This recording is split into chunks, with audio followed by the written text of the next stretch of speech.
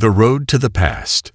The early evening sun cast long, golden shadows across the quiet town of Belhaven as Monica Lewis drove down the winding road. Her fingers gripped the steering wheel tighter than necessary, her knuckles turning white as 1,000 thoughts raced through her mind. The neatly lined houses, their white picket fences and perfectly manicured lawns, blurred past her. She barely noticed the scenery. Her mind was elsewhere, trapped in the past. It had been 15 years since her father had been taken from her. 15 years since her life had changed forever. She exhaled a long, shaky breath, glancing down at the crumpled letter on the passenger seat. The letter that had arrived unexpectedly last week, with only 3 words that shook her world. He is free. Her father, Daniel Lewis, had been released from prison after serving time for a crime he didn't commit. A crime that had stolen everything from him, his freedom, his family, his dignity. And now, after all these years, he was out. Monica had spent most of her life wrestling with the pain, the injustice, the anger that had simmered deep inside her like an open wound. She had buried herself in work, in responsibilities, in distractions, anything to keep from thinking about that terrible night. The night when flashing red and blue lights had painted her childhood home in an eerie glow. When officers had stormed inside, grabbed her father, and left her mother screaming in protest as they dragged him away. She had been only 9 years old. That night had shattered her world. And no amount of time, no amount of apologies, could change what had happened. Now she was driving toward a reunion she had dreamed of, but never truly believed would happen. She wasn't even sure why she had agreed to this. Maybe out of guilt. Maybe out of obligation. Maybe because, despite everything, a small part of her still longed for the father she had lost. As she approached a red light, she reached for her phone, her fingers hovering over her best friend Lisa's number. Monica had called her the night she received the letter, crying and unsure what to do. "You should see him, Monica," Lisa had said softly. "I know you're angry. I know you're hurt. But he's your father." "My father stopped existing when they locked him away," Monica had snapped. Lisa hadn't argued. She had just listened. And maybe that was what Monica had needed most, someone to listen. The light turned green. Monica sighed and put the phone down, gripping the wheel as she continued driving. The sun was dipping lower in the sky, casting a warm orange hue over the streets. Her destination was still 20 miles away, and she wasn't sure what she would even say when she got there. She turned on the radio, hoping music would ease the tension in her chest. But every song, every melody, only seemed to remind her of the past, of the long car rides with her dad, when he would tap the steering wheel and hum along to old school R&B, when he would glance at her through the rearview mirror and grin. "Sing it with me, Peanut," he would say, calling her by the nickname she had since she was a toddler. Monica swallowed the lump in her throat and turned the radio off. She couldn't let herself go there. As she neared the outskirts of town, something in the distance caught her attention, a line of flashing blue and red lights ahead. Her stomach clenched involuntarily. A police checkpoint. Her heart began to race, though she had no reason to be afraid. She wasn't speeding. She hadn't done anything wrong. But years of ingrained distrust made her fingers tighten on the wheel. She slowed the car as she approached the officers standing in the road. They were stopping each vehicle, checking licenses, scanning faces. The lead officer, a tall man with graying temples and sharp blue eyes, motioned for her to roll down her window.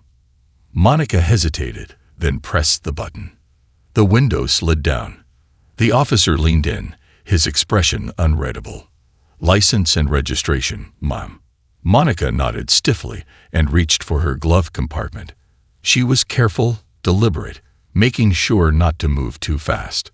She had seen too many horror stories, too many news reports of simple encounters gone wrong. As she handed over her documents, the officer took them and glanced at her ID. Then he froze. Monica noticed the shift instantly. His body tensed, his eyes flickered with something unreadable, a mixture of shock, recognition, and something else. Something deeper. His lips parted slightly, as if he wanted to say something but couldn't. A strange silence stretched between them. Monica's stomach twisted with unease. "Is something wrong, officer?" she asked, her voice steadier than she felt. The officer's mouth opened and closed. He swallowed hard before speaking. His voice was different now, softer, almost haunted. "Monica Lewis," he murmured, as if saying her name out loud confirmed something terrible. Monica frowned, her pulse quickening. "Do I know you?" The officer hesitated, then slowly, carefully, removed his sunglasses. That's when Monica saw it. The face she never forgot. The face that haunted her nightmares. The same officer who had arrested her father all those years ago. Ghosts of the past. For a long, breathless moment, Monica Lewis sat frozen in her car, staring at the police officer through the open window. Her mind was slow to catch up, struggling to piece together the fragments of memory buried deep in her past. The sharp jawline, the piercing blue eyes, the rigid posture. She had been 9 years old when she saw that face for the first time, peeking out from behind her mother's trembling figure as he and his team handcuffed her father and dragged him away. And now, 15 years later, that same man stood before her, holding her license with a look of disbelief. The man responsible for ripping her world apart. Officer Michael Carter. A name she had never been able to forget. "Ma'am, I need you to step out of the vehicle," Carter said, his voice steady, but something in his tone, something uncertain, shaken, made Monica's pulse spike. "Excuse me." Her voice came out sharper than intended. "This is standard procedure," Carter said, but Monica could see it in his face. This wasn't standard at all. Behind him, the other officers at the checkpoint exchanged glances, sensing something was off. One of them, a younger man with a buzz cut, stepped forward. "Is everything okay, sir?" Carter didn't answer right away. His fingers tightened around Monica's license, and his throat bobbed with an uneasy swallow. It was like he was seeing a ghost. Finally, he nodded at the younger officer. "Take over the checkpoint for a few minutes." The young officer hesitated, then stepped back without question. Carter turned his attention back to Monica. "Please, step out of the vehicle." Her breath hitched. The memories came flooding back all at once. The flashing red and blue lights, the loud voices, her mother's panicked screams, the way her father had looked at her one last time before being shoved into the back of a police car. And now this man was asking her to step out. No, she wasn't a helpless child anymore. She was a grown woman who had spent 15 years clawing her way out of the shadows left behind by his mistake. She narrowed her eyes, gripping the steering wheel tighter. "Not until you tell me why." Carter's lips pressed into a thin line. "Monica, please. Just step out, and I'll explain." Hearing him say her name made something ugly twist inside her. The way he said it, like he knew her, like he had some claim to her past, sent a wave of rage surging through her veins. "Do you even remember me?" she asked coldly. Carter's face darkened, his grip on her license tightening. Yes. The confirmation sent a chill through her. He remembered. She clenched her jaw. So he did know exactly what he had done. Slowly, Monica unbuckled her seatbelt. If this man wanted a conversation, then she would give him one. But on her terms, she pushed open the door, stepping out into the cool evening air. Around her, the low murmur of traffic and distant voices filled the silence. But in her world, in this moment, it was just the two of them. "What is this about?" she demanded, crossing her arms. Carter hesitated for only a second before speaking. "I need to talk to you. About your father." Her stomach plummeted. Monica felt the world tilt beneath her feet. Her father, who had just been released after 15 years of wrongful imprisonment. The father she was on her way to see for the first time since his conviction. Her hands curled into fists. What could this man possibly have to say about him now? "I don't want to hear anything you have to say," she snapped, her voice like ice. Carter took a step closer. "Monica, please. You don't know the full truth." Her breath caught in her throat. The full truth. The audacity of it made her blood boil. "Oh, I think I know the truth just fine," she said bitterly. "The truth is that you arrested my father for something he didn't do. The truth is that because of you, he spent half his life locked in a prison cell while my mother and I barely held our lives together. The truth is that I cried myself to sleep every night for years wondering why no one believed him. And now that he's finally free, you think you get to show up and talk to me like I owe you something." Carter flinched at her words, but he didn't look away. "I know I failed you," he admitted. His voice was quieter now, softer. "I failed your father. I failed your family. And I've lived with that guilt for 15 years. Monica's breath came fast, her chest rising and falling with the force of her emotions. She wanted to tell him to go to hell. She wanted to scream at him, to make him feel even a fraction of the pain she had felt all these years. But then Carter said something that stopped her cold. "I wasn't supposed to be on that case." Monica's pulse thundered in her ears. "What?"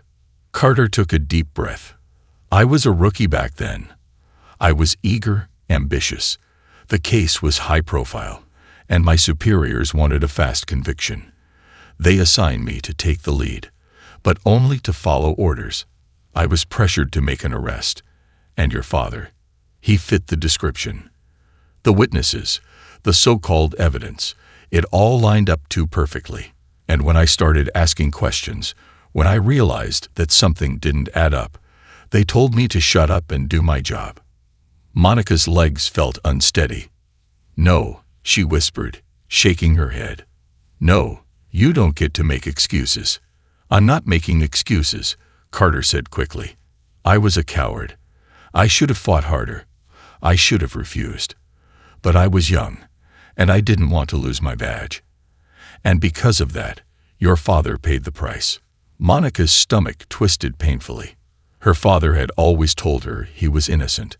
Her mother had believed it until the day she died.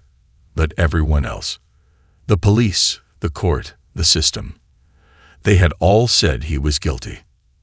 And now this man, the officer who had led the arrest, was standing in front of her admitting he knew it was wrong.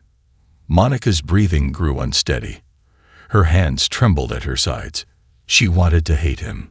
She wanted to believe that he was just another dirty cop trying to clear his conscience.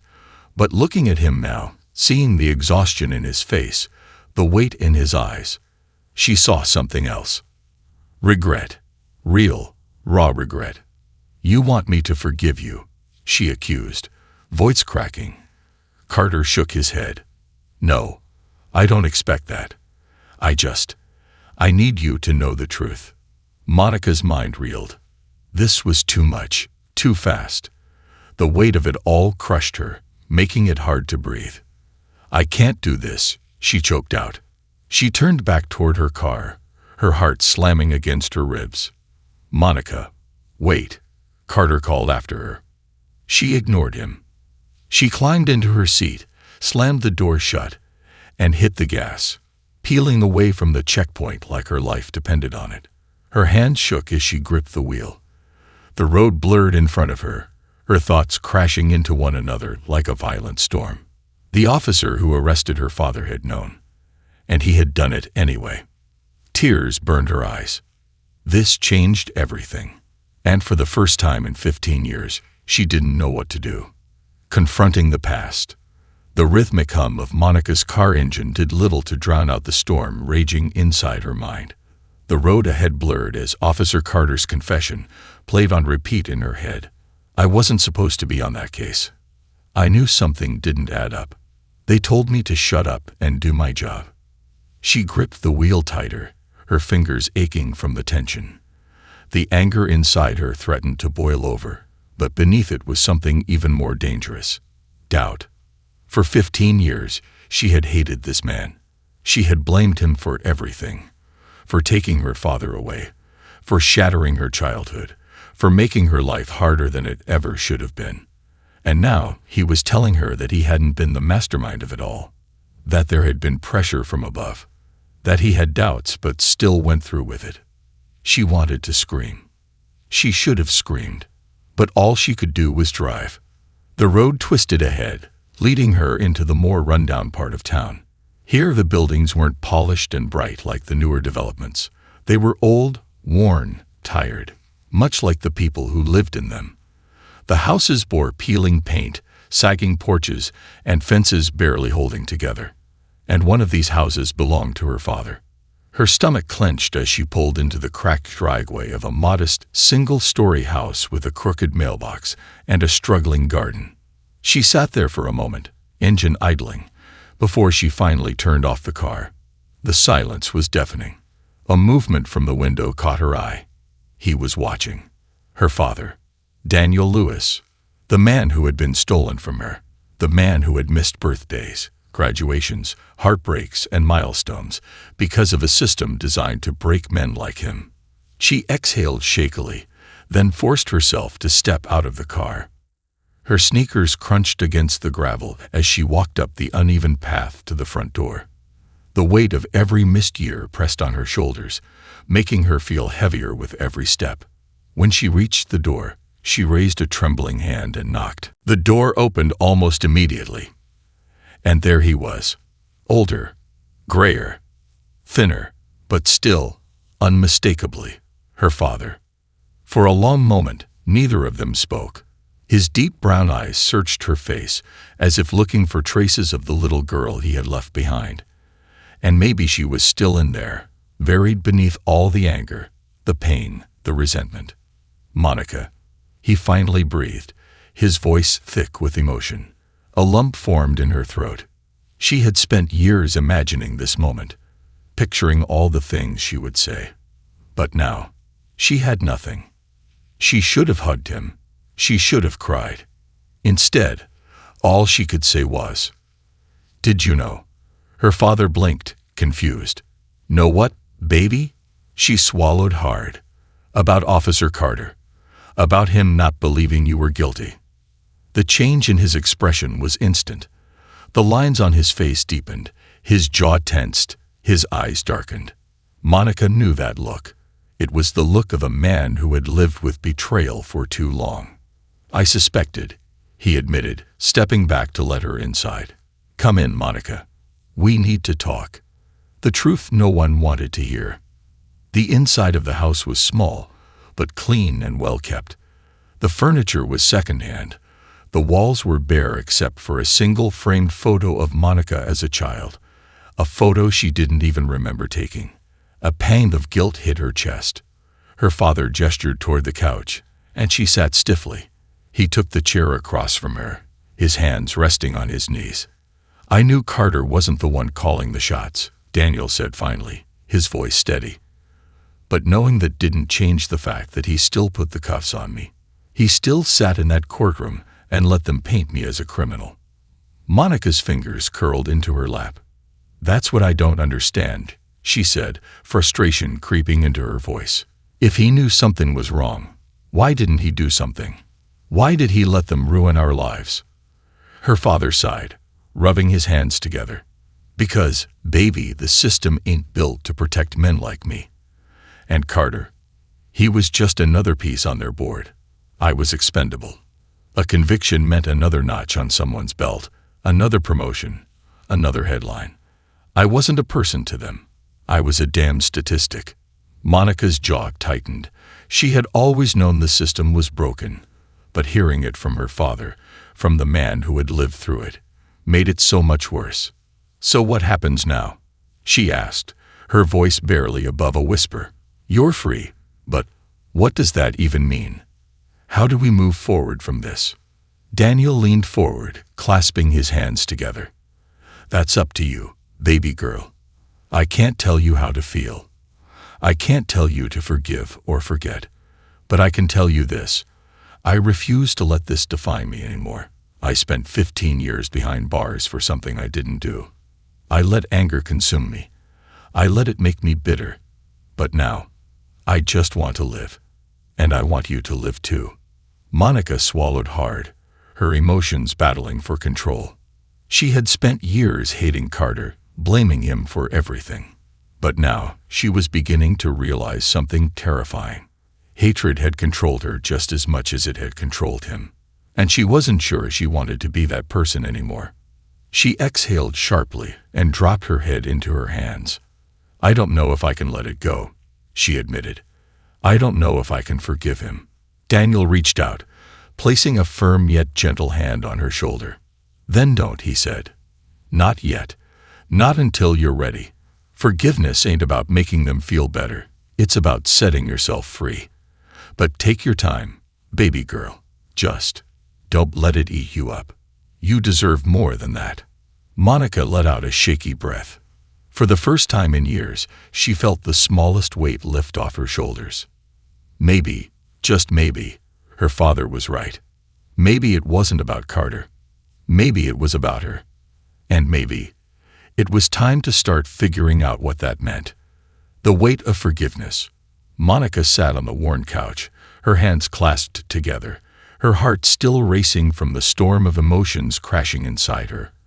Her father's words echoed in her mind. Forgiveness ain't about making them feel better. It's about setting yourself free. She wanted to believe that. She wanted to embrace the idea that letting go of her hatred would bring her peace. But how did she let go of something that had defined her for 15 years? Daniel sat across from her, his eyes steady but weary. He had suffered so much, yet here he was, the one telling her to find peace. The one who had been locked in a cell, the one who had been cheated, stolen from, erased by a system that saw him as disposable. He was the one telling her not to let it consume her. Monica let out a heavy breath and leaned back against the couch, staring at the ceiling. "I don't know how to do it, Dad. I don't even know where to start." Daniel rubbed his chin thoughtfully. "You don't have to figure it out all at once. Just take the first step. And if the time comes when you really want to let it go, you'll know." She scoffed. "What does that even mean?" Daniel gave a tired smile. "It means that the hardest part ain't forgiving someone else. It's deciding that you don't want to hold onto the pain anymore."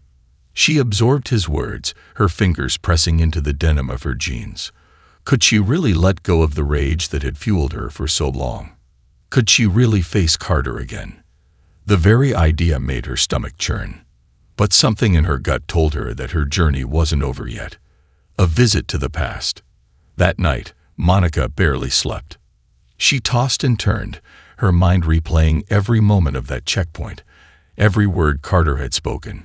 She tried to bury it, to push it out of her mind, but it was impossible. When the sun rose, she knew what she had to do. She needed answers. Not from Carter. From the system that put her father away. So instead of driving back home, Monica found herself parking in front of a dull gray building, the Belhaven County Courthouse. She sat in her car, gripping the steering wheel tightly, staring at the massive double doors. It was this place that had stolen everything from her family.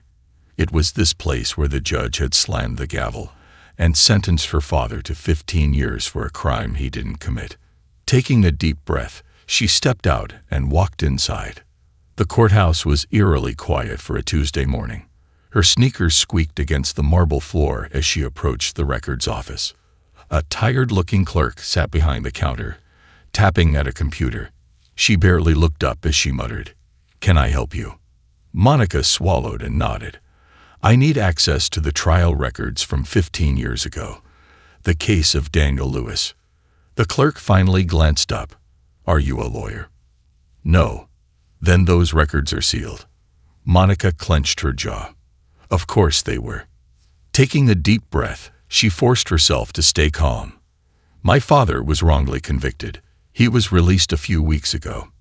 I just want to understand why. Why the case was handled the way it was. Why Officer Carter?" The woman's face shifted slightly at the mention of Carter's name. "You're talking about the Lewis case?" the clerk asked, a note of hesitation in her voice. "Yes." The woman sighed and glanced around as if checking to see if anyone was listening. Then, in a hushed voice, she leaned forward. "Look, I can't give you the files. But if you're looking for answers, you should talk to Judge Raymond Holloway." Monica frowned. "The judge who sentenced my father?" The woman nodded. He retired 5 years ago. But if there's anyone who knows what happened in that case, it's him. Monica's stomach twisted. The man who had stolen her father's freedom was still out there, probably living in some expensive house, untouched by the consequences of his actions. But if he had information, she had to find him. A reckoning with the judge. Monica spent hours digging through public records, trying to track down Judge Holloway. It wasn't easy. Men like him didn't like to be found. But finally, after calling every contact she could think of, she had an address. She drove to the other side of town, where the streets were lined with old oak trees and houses with massive front yards. Judge Holloway lived in a 2-story brick house that looked like it belonged in a history book. Monica parked across the street and stared at it, her heart pounding. Could she really do this? Could she confront the man who had condemned her father? She gritted her teeth. Yes. She stepped out of the car, marched up the steps, and rang the doorbell. A long pause. Then, the door creaked open, and there he was, Judge Raymond Holloway. Older, weaker, the years had softened him, his once powerful frame now slightly hunched, his face lined with deep wrinkles. His gray eyes met hers, and for a moment he looked confused. Yes. Can I help you? Monica's throat felt tight. You don't remember me, do you? She said, her voice hard. The judge frowned. I don't believe. You sentenced my father to 15 years in prison for a crime he didn't commit. Silence. A shadow passed over his face. Then, something unexpected happened. Judge Holloway let out a heavy sigh, and for the first time in 15 years, he looked ashamed. Miss Lewis, he said quietly, I was expecting this day to come. Monica's breath caught. You knew. Holloway hesitated. Come inside. We need to talk. The truth finally comes out. Inside, the judge led her to a dimly lit office lined with bookshelves and expensive leather furniture. He gestured for her to sit, but Monica refused. She stood with her arms crossed, waiting. Holloway rubbed his face tiredly. I won't make excuses. What happened to your father was wrong. Monica's fists clenched. Then why did you do it? The judge exhaled. Because there was pressure from people much higher than me. Her blood ran cold. I was given that case as a favor to someone, Holloway admitted. The evidence was shaky. I had doubts, but the prosecution pushed for a fast conviction. They needed someone to blame. Monica's breathing grew unsteady. Who pushed for it? Judge Holloway hesitated. It wasn't just the prosecution. It was the department. Her stomach dropped. Belhaven PD, the same department Officer Carter had worked for. The corruption ran deeper than she had thought. Monica took a step back, the weight of it all crushing her. This wasn't just a mistake. This was a cover-up. Her father hadn't just been wrongfully convicted. He had been framed. And now, she had a choice. She could walk away, let the past stay buried, or she could fight. For her father. For the truth. For justice. She squared her shoulders. This wasn't over. Not by a long shot. Monica's breath came fast, her pulse pounding like a drum in her ears. Judge Raymond Holloway, the man who had sentenced her father to 15 years of hell, was sitting across from her, looking old and weary. And now, after all these years, he was finally admitting that something was wrong with the case. I was given that case as a favor. There was pressure from people much higher than me. Monica's hands clenched into fists. The system had played them, played her father, played her family.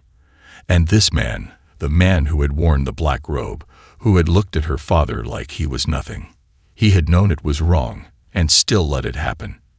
You were a judge, Monica said, her voice low but trembling with anger. You had the power to stop it. You could have done the right thing. But you didn't. Holloway sighed heavily, rubbing a hand over his face. You think I don't know that? His voice had lost the strength it once held in the courtroom. You think I haven't lost sleep over it? Monica's nostrils flared. Losing sleep. That's all you lost. My father lost his freedom. My family lost everything. My mother worked herself to death trying to survive without him. Holloway winced, his fingers tightening around the armrest of his chair. I can't undo what happened, Miss Lewis. Monica shook her head. No, you can't. The silence between them stretched tight, filling the room like an unspoken verdict. And then Monica asked the only question that mattered. Who gave the order? Holloway's eyes darkened, his jaw tightening. That's not a simple answer. Monica's voice was sharp. Make it simple. The old judge sighed and leaned back in his chair, staring at the ceiling for a long moment before speaking. It wasn't just the prosecution, he admitted. It was the department, Belhaven PD. Monica's stomach twisted. That case was pushed through because someone wanted your father behind bars, Holloway continued. It wasn't just about finding a suspect. It was about making sure that suspect couldn't fight back.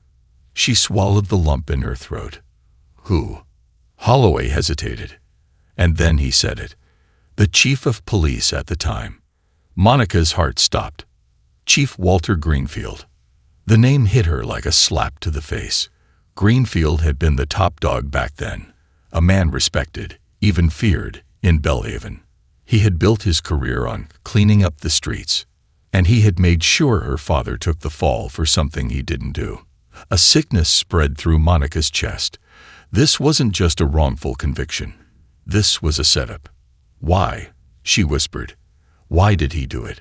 Holloway looked away, something flickering behind his tired eyes. Because he could.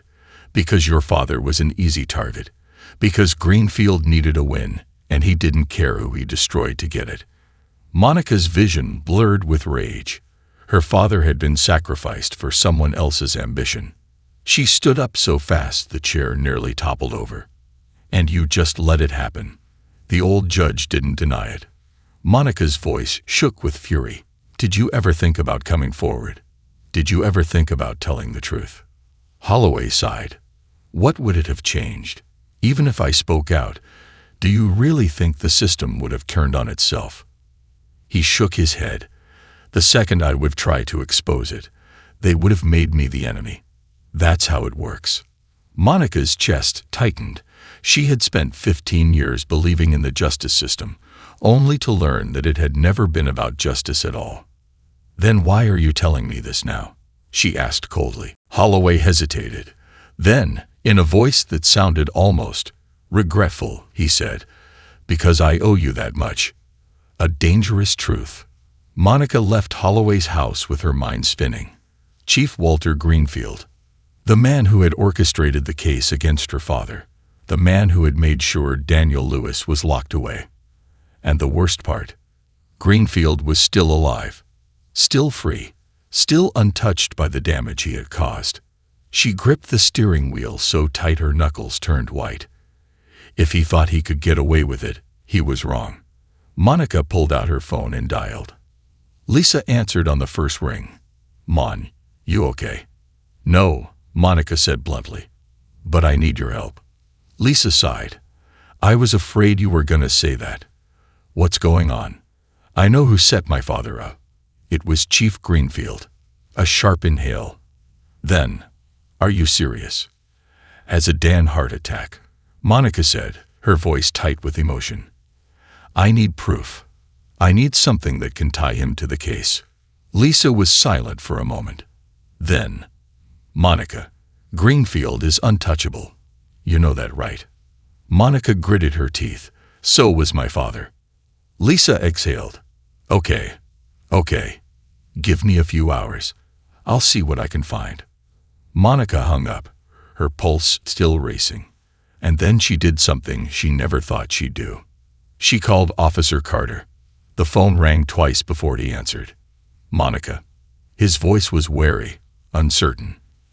I need to talk to you, she said, her voice sharp. And I don't have time for games. Meet me at my father's house in an hour. A pause. Then, he'll be there. A reckoning is coming. As Monica drove back toward her father's house, her thoughts spiraled. If Greenfield had set her father up, how many other men had he destroyed? How many families had he torn apart? She had spent her whole life thinking justice would come eventually, that the truth would reveal itself. But now she realized the truth only came when someone was willing to fight for it. And for the first time in her life, she was ready to fight. For her father, for the truth, for justice. And this time, she wasn't backing down. The reckoning begins. The sun was setting as Monica pulled up to her father's house, her heart still racing from what she had just learned. Judge Holloway had confirmed it. Her father had been framed, and not just framed by some overzealous prosecutor or lazy detective. Chief Walter Greenfield, the man who had once been the most powerful figure in Belhaven law enforcement, the man who had ensured that Daniel Lewis spent 15 years in prison for a crime he never committed. And now Monica had to decide what to do with that knowledge. Her stomach churned as she parked in the driveway. This wasn't just about her father anymore. If Greenfield had done this once, how many other innocent men had he buried? How many other families had been destroyed because of his ambition? The thought made her sick. Taking a deep breath, she stepped out of the car. Inside, Daniel was sitting in his worn-out recliner, flipping through an old photo album. When he saw her standing in the doorway, he sat up straighter. "You look like you saw a ghost," he said, setting the album aside. Monica's throat felt dry. "I found out who framed you." Her father didn't flinch. His face remained unreadable, but Monica could see the tension in his shoulders. "Who?" She swallowed hard. "Walter Greenfield." Daniel was silent for a long moment. Then, slowly, he leaned back into his chair, exhaling deeply. "Figured it was someone high up," he murmured. "Didn't think you'd actually find a name." Monica walked over and sat on the couch across from him. "Judge Holloway told me. Said he was pressured into pushing the case forward. He knew you weren't guilty, but Greenfield made sure you got convicted anyway." Her father scoffed, shaking his head. "That son of a—" He stopped himself and let out a slow, controlled breath. "And now that you know, what's your next move?" That was the million-dollar question, wasn't it? Monica leaned forward, resting her elbows on her knees. "I don't know," she admitted. "Lisa's looking into Greenfield's history to see if there's anything we can use against him, something that'll get the public's attention." Daniel nodded, rubbing his hands together. "Good. 'Cause if we take this to the cops, they'll bury it." Monica didn't need to be told twice. The system had protected Greenfield for this long. It wouldn't turn against him without a fight. A knock at the door made them both look up. Monica's pulse jumped. She knew who it was. Officer Carter. Daniel's eyes darkened, but he didn't say anything. He just gave Monica a look that said, "You sure about this?" She nodded and got up, walking to the door. When she opened it, Michael Carter stood on the porch, hands shoved into his pockets. His face was tight with tension, his blue eyes sharp with unease. Monica crossed her arms. "You came." He nodded once. "You said it was important." "Yeah," she said, stepping aside. "Come in." Carter hesitated. It was clear he knew who else was inside. Then, with a deep breath, he stepped through the door. Facing the past, the air inside the house was thick with tension. Carter stood just inside the doorway, looking at Daniel Lewis, the man he had helped put behind bars. Daniel, to his credit, didn't move, didn't speak. He just stared. It was Carter who broke the silence. "Mr. Lewis," he said quietly. Daniel's eyes flickered with something unreadable. "Officer Carter." Another heavy silence. Monica cleared her throat. "I didn't ask you here to play nice," she said. "I asked you here because I found out the truth." Carter looked at her, cautious. "What truth?" She took a deep breath. "You told me you had doubts about my father's case. You said you were pressured into making the arrest." He nodded stiffly. "Well, I found out who did the pressuring." She locked eyes with him. Walter Greenfield. Carter's entire body stiffened. His expression shifted, not to surprise, but to something else, something that made Monica's stomach tighten. He already knew. You knew, didn't you? She demanded, stepping forward. Carter clenched his jaw, but didn't deny it. Daniel scoffed, shaking his head. Of course he knew. Monica felt something snap inside her. And you still went through with it. You let them destroy my family. Carter exhaled sharply, rubbing his face. You don't understand how it was back then. Greenfield wasn't just the chief. He controlled everything. If I had refused, I would have been done. My career, my entire life, would have been over before it started. Monica's voice was cold. And what about my father's life? Carter flinched. I know I failed him. And I failed you. He took a step closer. But you have to believe me. If I had spoken out, they would have buried it. The department would have turned on me. That's enough, Daniel interrupted. His voice was calm, but the weight behind it was heavy. You made your choice, Carter. And I paid the price. Carter's face twisted with guilt. I'm sorry. Daniel nodded slowly. Yeah, you are. But the way he said it, it wasn't forgiveness. Carter turned to Monica. So what now? Monica squared her shoulders. I want justice. Carter hesitated. And you think you can get it? She narrowed her eyes. I have to try. For a long moment, Carter just stared at her. Then he sighed. I can help you. Monica's breath hitched. Help me. Carter nodded. Greenfield's not just some old man living out his retirement. He still has friends in high places. If you go after him the wrong way, he'll make sure you regret it. Daniel frowned. And why should we trust you? Carter's jaw clenched. Because I owed you. He turned to Monica. And because I'm tired of carrying this. Monica studied him, searching his face for any sign of deception. But all she saw was exhaustion. Regret. Finally, she exhaled. Fine. But if you screw us over again. I won't, Carter said quickly. I swear. Monica exchanged a glance with her father, then turned back to Carter. Then let's take him down. Carter nodded, and the weight of what they were about to do settled over all of them. They weren't just going after a corrupt cop. They were going after a powerful man who had spent decades covering his tracks. And if they weren't careful, he would bury them too. The fall of a giant. The air inside the small house was thick with tension. The dim lamp in the corner barely lit the room, but Monica wasn't focused on that. She wasn't focused on her father, who sat across from her with his arms crossed, or on Officer Carter, who had just made a vow she wasn't sure she could trust. Her mind was locked onto one thing: Chief Walter Greenfield. The man who had stolen 15 years of her father's life. The man who had manipulated the justice system to work in his favor. The man who still held enough power to make sure she never got the justice she was after. But she didn't care. He had buried the truth for too long. Now, it was time to dig it up. Monica took a slow breath, gathering her thoughts. If Greenfield is as powerful as you say, then exposing him won't be easy. He'll have connections, people protecting him. Carter nodded grimly. Exactly. He didn't get to where he is by playing fair. If we make the wrong move, he'll shut us down before we can get anywhere.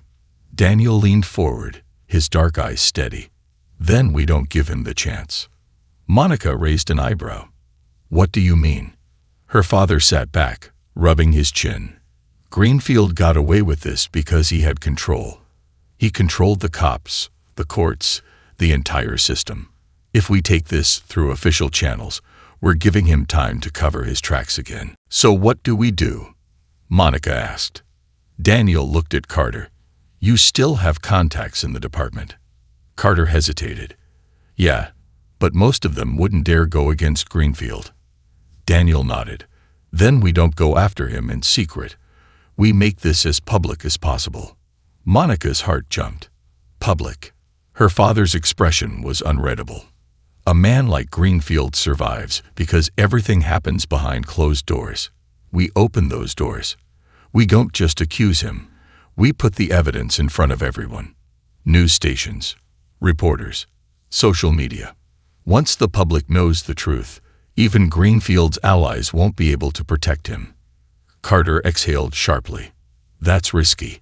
If he catches wind of this before we have solid proof. Monica interrupted. We already have proof. She turned to Carter. You were there when my father was arrested. You heard what was going on behind the scenes. You know Greenfield pushed for a conviction. Carter ran a hand through his hair.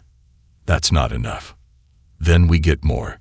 Lisa's voice came through the phone speaker before anyone could say another word.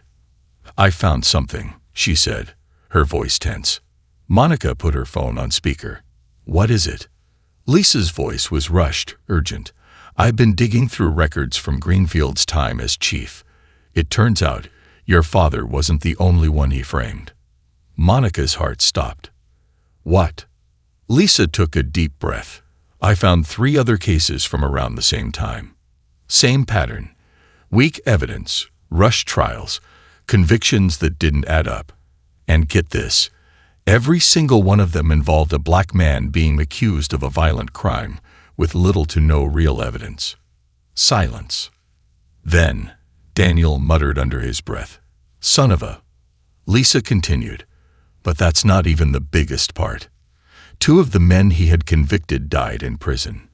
The third, he's still locked up. Monica's stomach twisted. Her father wasn't just a victim. Greenfield had a pattern. This is it, she said, her voice shaking. This is how we take him down.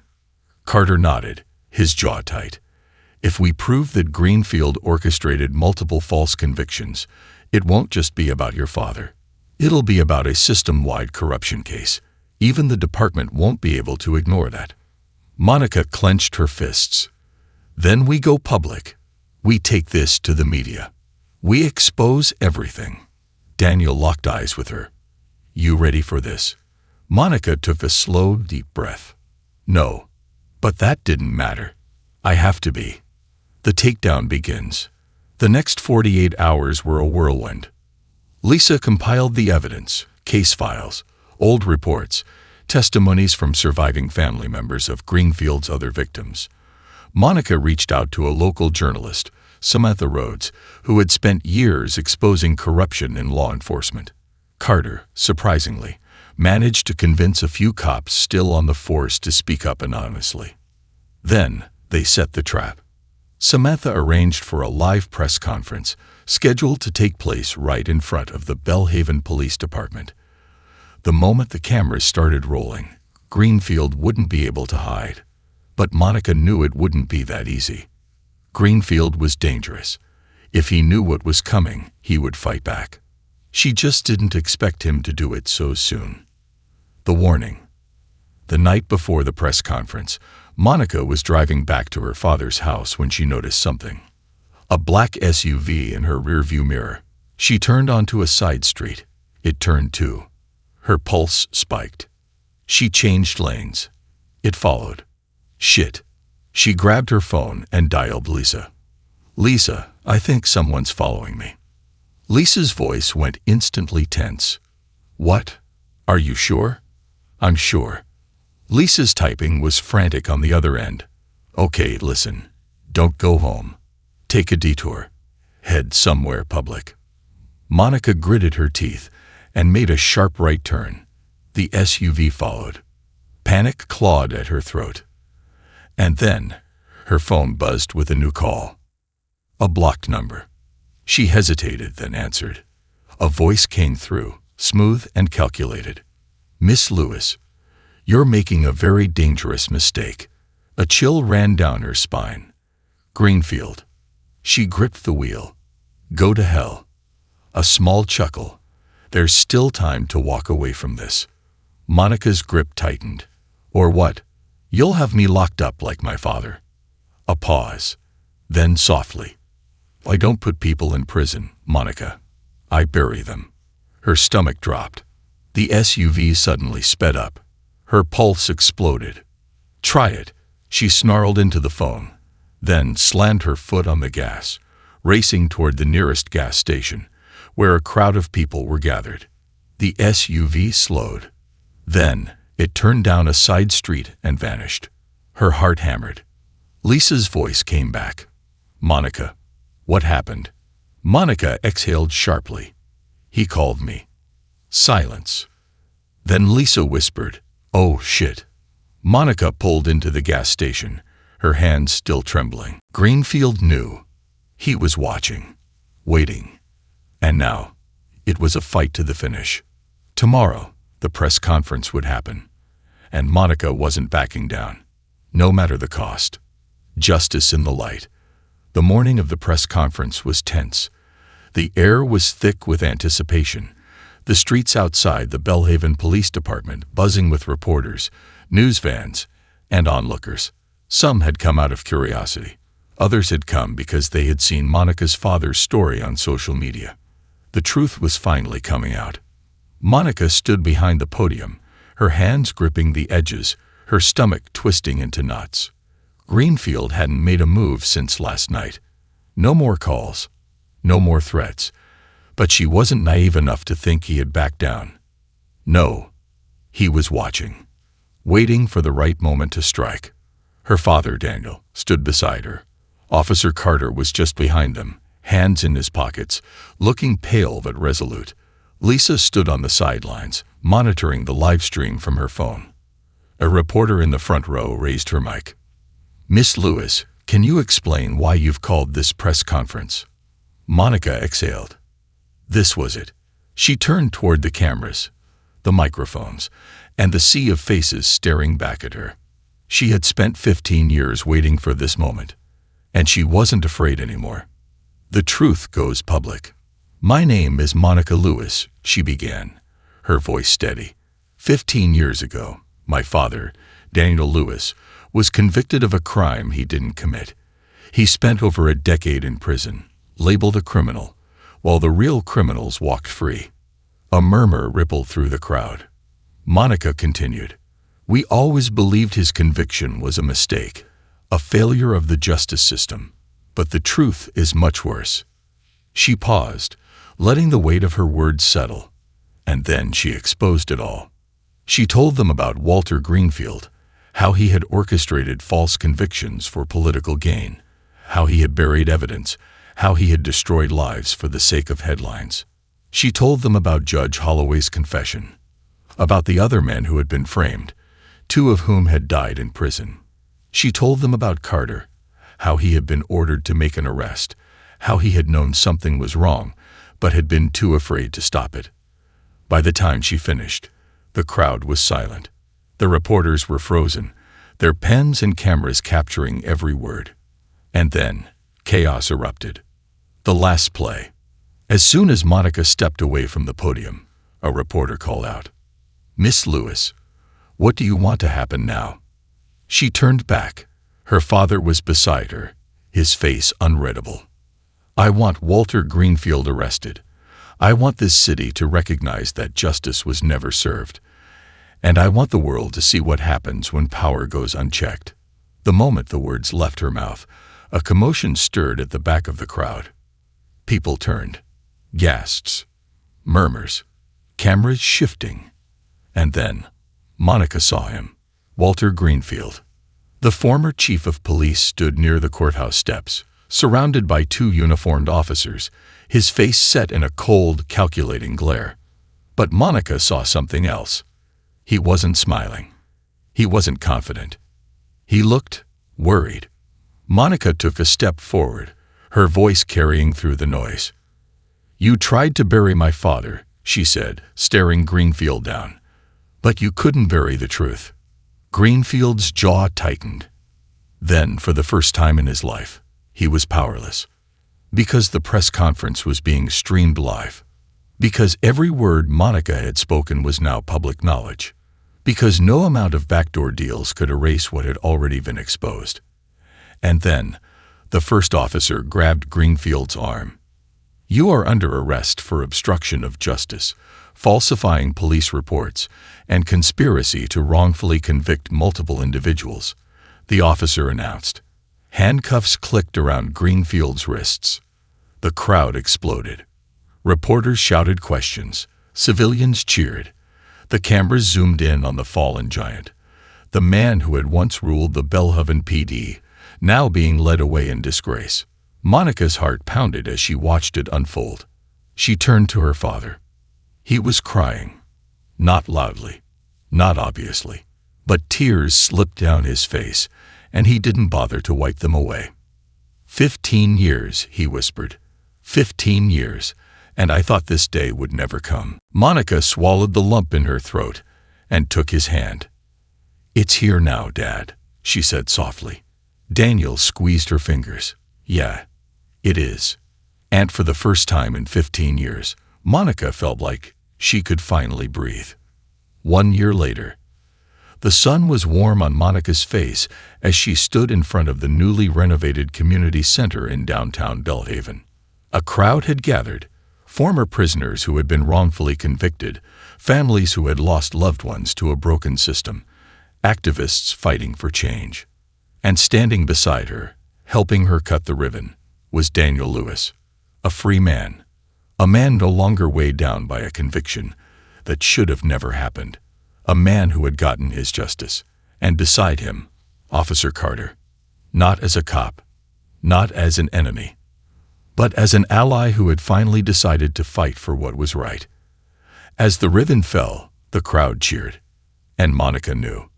This wasn't the end. This was the beginning of something bigger, because the fight for justice never really ended. But for the first time in her life, she was ready to face it.